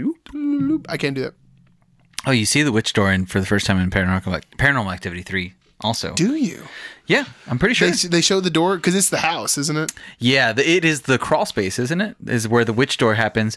I think little Christy or Katie, I can't remember, is like drawing the Toby symbol Yeah. in there, and it's just like he tells me that this is like something it could take you anywhere or something like that. Oh, I see what you're saying. Yeah. But I was thinking more of that. I thought you meant the actual door. Oh, no. Because in 5, it's like the handle's in the middle of the door. Yeah. So it's got that very like specific look to it. Yeah. But yeah, where are we talking about? 3? Yeah, we're talking about 3. My only thing I'm not crazy about in 3 is they go a little too CGI at the end. Oh, yeah. And it was just a little surprising after the first 2 are so subtle. And that's where it just loses a couple points for me. I feel like this would be a good time to mention that across the series, I don't think they do the demon face very well. Like even in the first one at the end, that's always been a weak point for them. Always looks terrible. And, Yeah. I've always wondered why. Why are we doing this? Oh, you're still doing this crappy demon face? Okay, Yeah. all right. I guess you're married to it. Yeah, it's bad. It doesn't add anything to What are it. you gonna do? Yeah. And they like to end their movie with it a lot. Yeah. Oh, It's no. always like the last 20 seconds that you're just like, It reminds me of one of those like little gifs of like, or the video where you're watching the car drive down and then Yeah. the scary face pops up. You know? what oh, I mean? yeah. That's what it looks That like. was a good one. Or you're trying to get through the maze, and right before you get there, the face pops up. They just throw an old bagul at you real quick. He always sounds like he's a server at like Johnny Carino's or something. Bagul. When you hit the boggle, you're automatically wearing like an Adidas tracksuit, got gold chains, Johnny even more Bagul. body hair somehow. That's how Sinister ends. Bagul shows up real quick. Bagul. He just shows his face. I hate that. Yeah, I it's hate so that. bad, And he man. just comes up from the bottom. It's so like, terrible. Oh, Yeah, gotcha. It's like Jason coming out of the water one last time. Yeah. Oh yeah, no, it's even less nuanced than that. I mean, that's one of the movies that started it, though, right? Well, I wonder what the first instance of that is. Like The gotcha ending. the one last scare. Yeah. I think it who is. knows? Maybe it is Friday the 13th. I'm sure there's a movie before it, but that one made it popular. How does Nosferatu end? Bagul.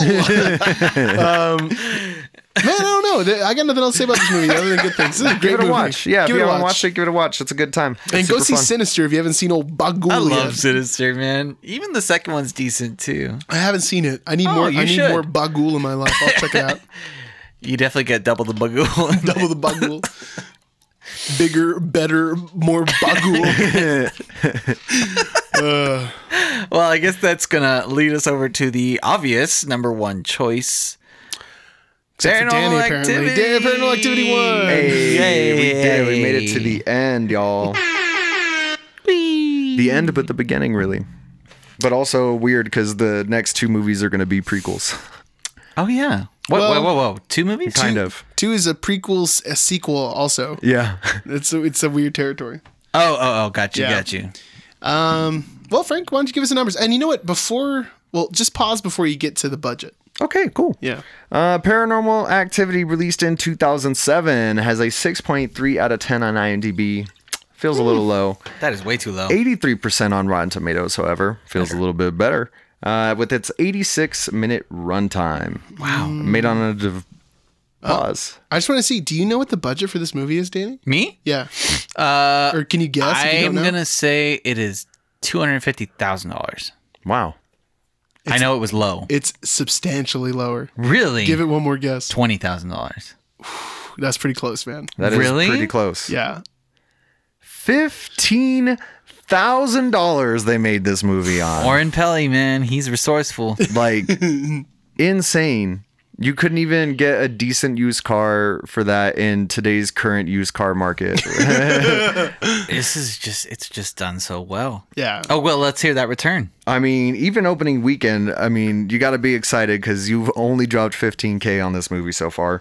You're going to pull in $77,873 for opening weekend, but this would go around and gross $193,335,800, and that's why you make 7 more of these, 6 more of these movies. And to put into context too, when this movie came out, it was only released in like a couple select theaters. Yeah. And they had this online campaign where you had to like sign up and say where you were from, like ask for Paranormal Activity to be shown in your city. And I remember like we got Paranormal Activity maybe 3 or 4 weeks after it came out or something. West Side Cinemark. Yeah, and I went to go watch that. I was like, ooh, this was a good time. Mm-hmm. Dude, I saw this movie, I want to say 4 times in theaters.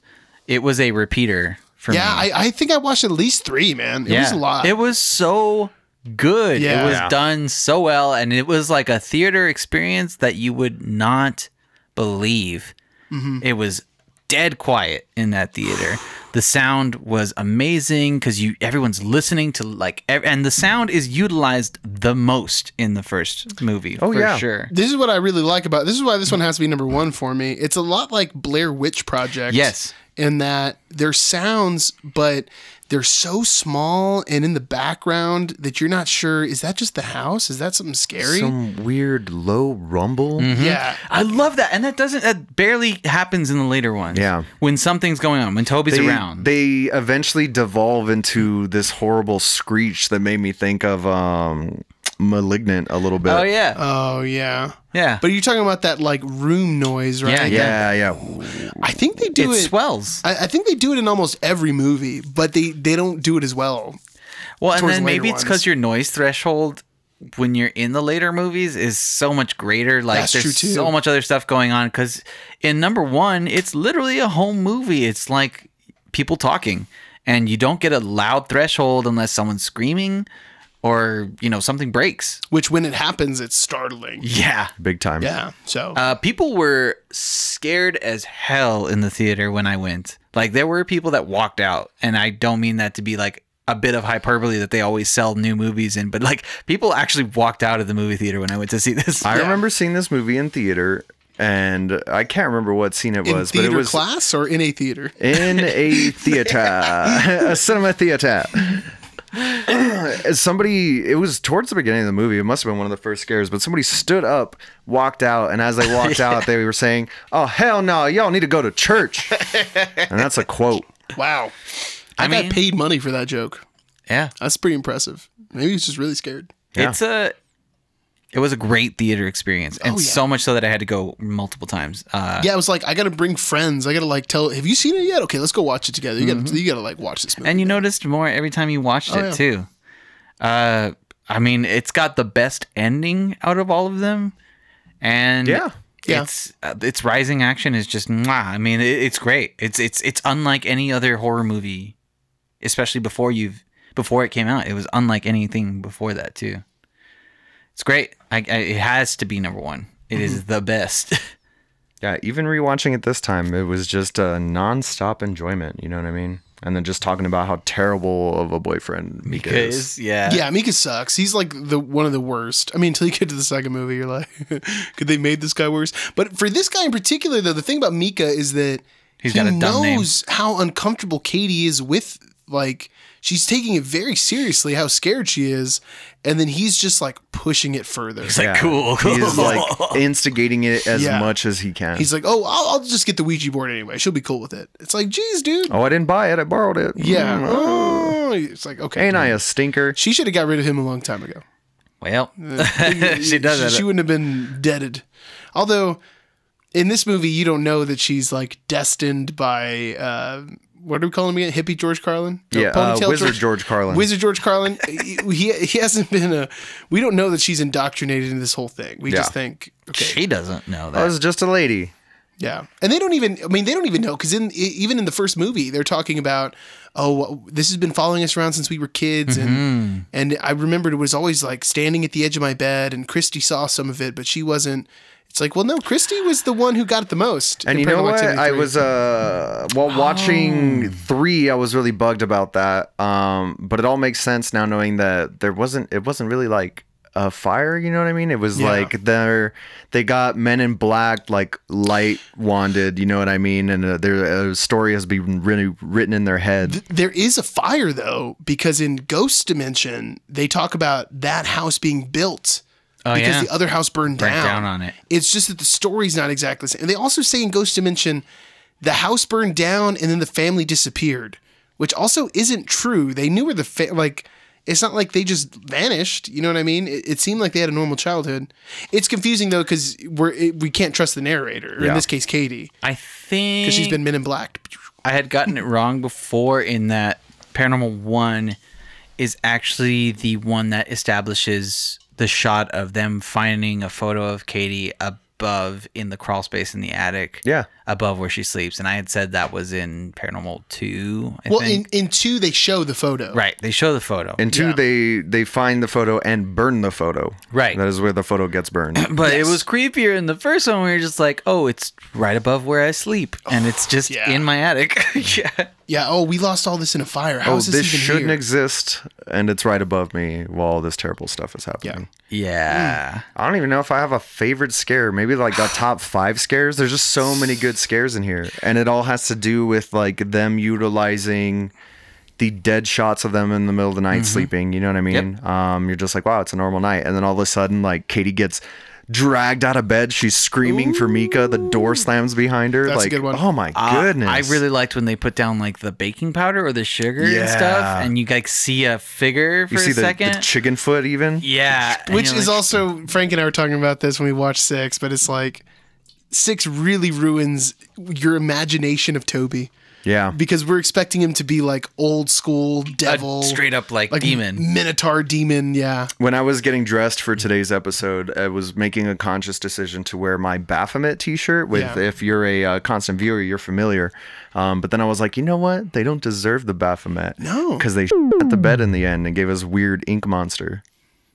So disappointing, it was real dumb. Man. Yeah. Real dumb. I mean, it got loose from Oren Pelly's hands. He was just like, whatever.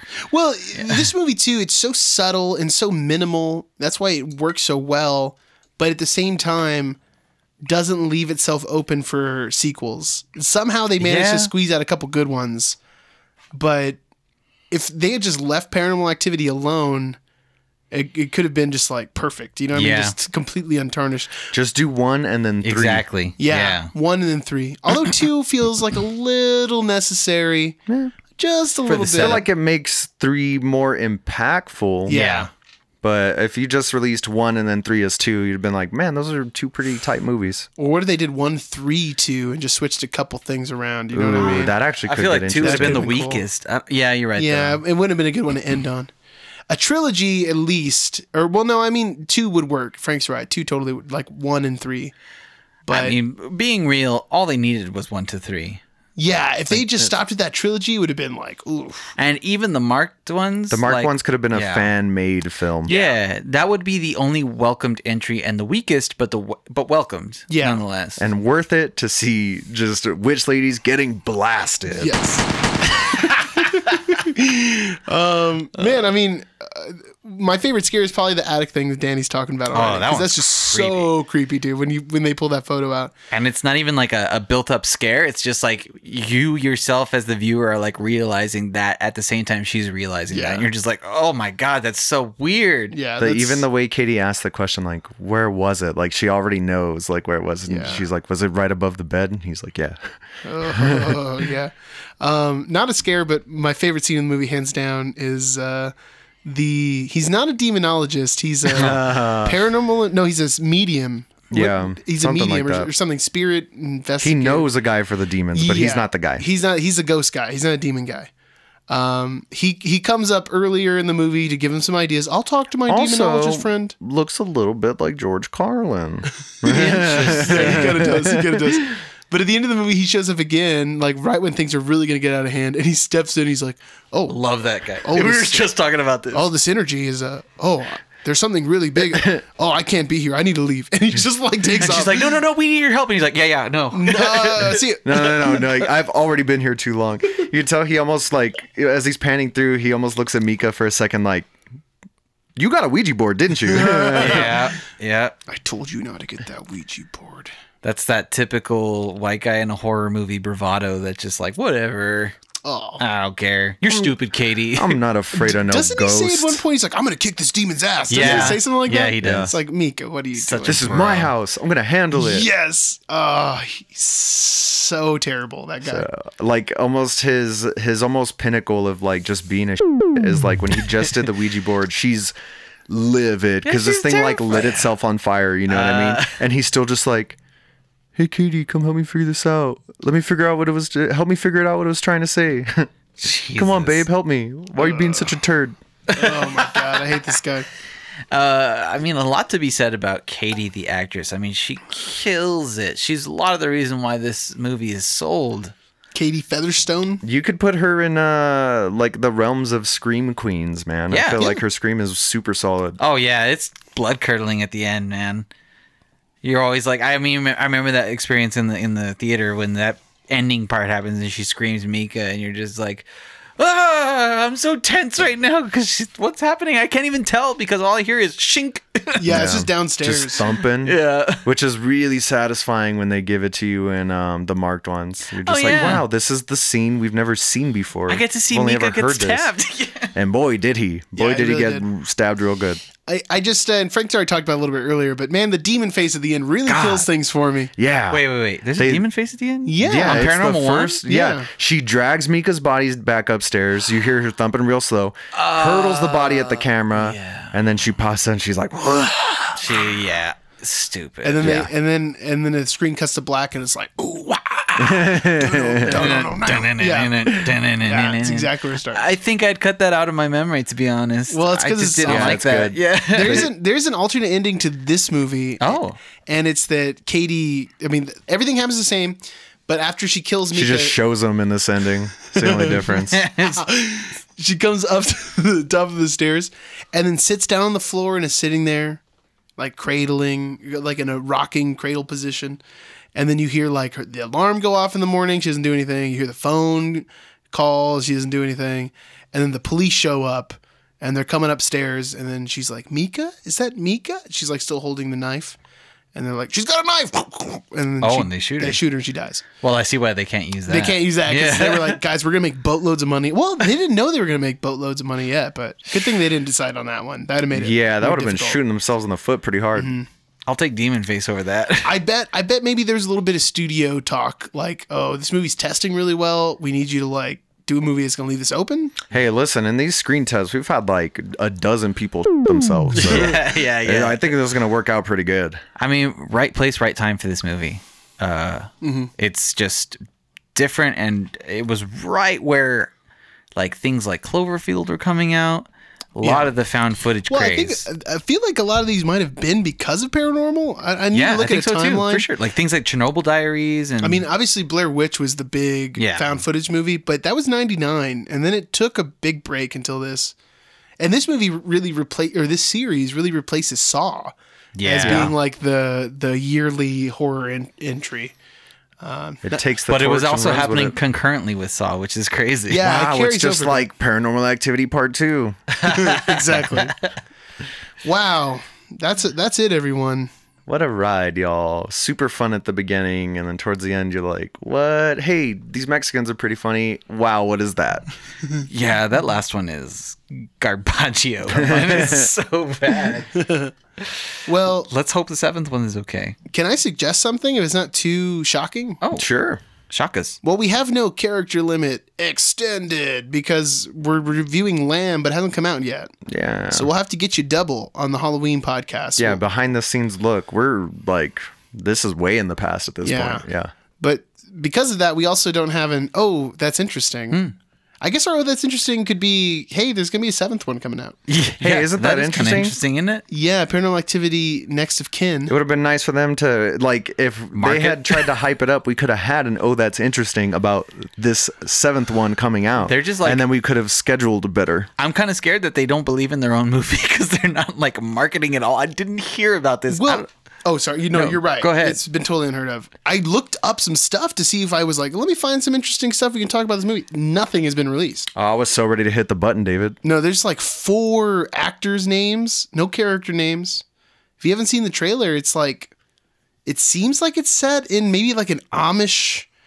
It's confusing. It could be set in the past. It could be set presently in like a M. Night Shyamalan Village scenario. Well, the one girl did look a little bit more modern than everybody else. Well, she yeah. looked like she had a windbreaker, like at least from the 90s. And parts of it look like it's being filmed on a camera, but then parts of it don't look like it's found footage. they look like a movie. It looks like a mix. Yeah, I was asking Frank about this when we were setting up. Actually, I was like, who's bringing the camera in? But I do think what it is it's going to be modern person studying like a older civilization kind of thing. Yeah, you know what maybe I mean? it's like an Eastern Europe or something like that. yeah, maybe it could be a somewhere Midsommar else. kind of vibe. Yeah, definitely some A24 kind of influence. Yeah. You can kind of feel it in the trailer. the style reminded me of that that movie. What is Hereditary? it? Like, no, it's like Nightingale. Oh, that movie's so good. Yeah. Have you've seen that movie? Yeah. Dude, that movie's amazing. that movie's super man. I haven't dope. seen that. Oh, Dude, you should It's fantastic. give you a rec real quick. yeah, Go yeah. watch Nightingale. The Nightingale. Yeah. It reminded me of that. It reminded me of the opening cutscenes of Village right before things really kick off. Resident Evil Village, not M. Night Shyamalan Village. But yeah, it kind of seems similar to that. The only other thing that it said was that this is going to be a reboot of the franchise. Whoa, really? So take that for what you will. I don't know I'm if I like guessing that. maybe C-boot. Soft. Yeah. Or no, reboot sequel. I would hope this Sequel. is like Origins of Toby kind of thing. That's but- what I was hoping it's going to be more about the witches and like we get to learn about the midwives and Toby origins. Oh, they did say.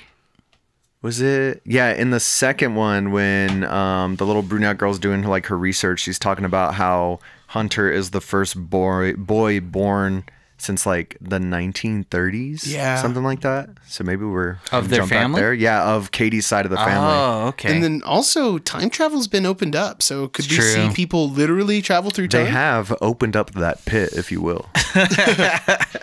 Well, I was going to say, since we don't have any other segments, why don't we just kick it at Peeps and Predicts? Hey, why not? I mean, it was a ranking. Our rankings always go on a little long. Yeah.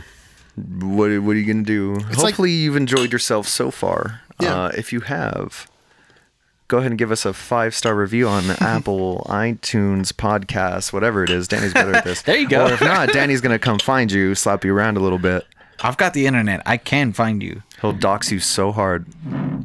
All right, everyone. It's Peeps and Predicts, the segment that everyone loves about 2 imaginary or real or fictionary characters going at it in an imaginary or real or fictional predict. Did you just realize that you were doing that wrong? You Yes. said fictionary the first time, too. I thought the first time you did it on purpose. Yeah. I was like, yeah, he's having some fun with it. Yeah. Our reigning champ from last episode is Obi-Wan Kenobi, right? Or is it Ewan McGregor? It's Obi-Wan Kenobi. Okay, he beat out Ed Picerni of Ed TV. Thank God. So let's see here. Our first peeps for the episode are. Ow! I got a cut on my thumb and that hurt. It's all part of my plan. I needed a little bit of your blood to give my buddy a body. Is it Toby? Buddy. His name's Dennis, actually. The people are Barbados from Ants, the Sylvester Stallone character. Wait, is this an old one? Yeah, this is When you super said old. Barbados, I thought you were going to follow us with Slim. Barbados. My man, versus Johnny Rico a la Starship Trooper. Those are some strong chins. Yeah, dude. Wow. Some real strong These are chins. the strongest chins It in the better game. be I like hope one of the predicts is who can crush more chestnuts with their chin. the two biggest chins in the game. The predict is I'm not predicting anything. Who is most likely to be a secret agent for Slugworth? Oh, interesting. Slugworth is from the Willy Wonka universe. He's his adversary. We're having so many crossovers. Just jumping off the bat here, I feel like you would first assume the human being would make a better secret agent for this mission. Or would it? Or perhaps a super strong ant with military training who can go in through small cracks and carry, what is ants supposed to be like millions or 10,000s of their body weight, but this guy's a super yoked ant. He can carry out so much secret chocolate. Do you think dude. he could carry out an everlasting gobstopper? He probably on his own? could. Or if not, he could recruit some other ants. Or if not, Yeah. you could probably get enough for a test. You know what I mean? I feel like I got to go Barbados on this one. Yeah, I mean, he's a much less expected spy. Johnny Rico, very strong leader, great soldier, but he's all flash. You know what I mean? Yeah. He He's can't also be a not flashy stealthy. secret. Not stealthy. He's at definitely all. assault class. He also barely can communicate. It's almost like he doesn't even have a functioning brain. He communicates by killing bugs, David. He says, "Do you want to live forever?" Come on, do you want to live forever? He kisses a couple ladies too. He has a good time. Yeah. So that means Rico! Barbados wins. Barbados. Barbados from Ants. Barbados thick. Then he goes on to face off against. 2 out of 3, Danny. We do 2 out I of do 3 this on every Peeps and time. Predicts. It's alarming how little of the format you know. I don't know. Never change. What is going on Doing here? over here? Oh, here's a good one. Who has a better shot of beating Vin Diesel at Smash Brothers? Interesting. Well, this has to be Johnny Rico because they don't the even ant make a has no thumbs. controller that big. Yeah. Much less the You thumbs. mean that small? Oh, yeah. That size. Dang. I mean, that's an easy win. Okay. All right, Give so- us the tiebreaker. Yeah, I don't even know if Johnny Rico's good at video games. You know what I mean? No. And even then, I mean, he's from the future. He might have more experience with them. Vin Diesel does play video games, so that probably doesn't bode well. Oh, that's true. For either of them, really. Wow, he plays video games and makes terrible music? When does he find the time? Wow. Who would have the better 30-minute Comedy Central Presents special? All right, now we're getting interesting. I'm going to fall back on my previous argument that Barbados? Johnny Rico can't even put a coherent sentence together. Like, all he can do is pull a trigger and, like, kiss women. So I got to go Barbados on So this if they one. had a really highly amplified Yeah. mic on Barbados, he might be able. He's pretty funny. Yeah. Yeah, you know what? I think even in Ants, he has some zingers. Yeah, he does. Jeez. Well, that settles it. Barbados goes on to settle against Obi-Wan Kenobi. This is very interesting. I wonder how this is all going to end up. Are we going to have our tiniest Peeps and Predicts champion? Maybe. He's got high hopes, David. He's got high Well, hopes. really low hopes, really, if you think about it. Who can grow a thicker mustache? I mean, this is unfair. Yeah. This isn't even fair. Ants don't even have hair. Ants don't have mustaches. Yeah. Well, do ants have... They have they're hair not- on their legs, but Yeah. But they don't have facial hair. No. And, I mean, Obi-Wan wait a Kenobi. second. Do any of the ants have facial hair in the ants No. universe? No, they're all smooth. They're smooth. Oh, man. Creepily smooth. It's almost as if it's like a PS2 game or something. Yeah, this has to be Obi-Wan Kenobi, man. I mean, his facial hair yeah, is I mean- next level. It would seem as though Barbados made it to the end and then Got squashed. just got squashed like an ant. right before This our is eyes. very strange how this all worked out. Yeah, This was a speed round of Peeps and it Predicts. was. We went fast. But I mean, all of these were like, there's no argument. Yeah. And if you're going to make an argument, you're going to be an idiot. And it's weird because every round was like that. Oh, well, obviously this person. Yeah. Or obviously this ant. It was like Frank and I coming up with the list of Paranormal Activity movies. It was just that easy. This is the order. Oh, this is the order. It's the order they came out in. I'll just move these and we're good. Yeah, pretty much. That's the saddest part. It's mostly the order it came out in. Thanks for sticking around. Subscribe at Twitter on UMR Podcast. Check us out on Instagram at Uninformed Movie Reviews. Give us a review on Apple Podcasts. 5 stars helps us out a lot. Thanks for sticking with it. Paranormal Activity might redeem itself. We don't know.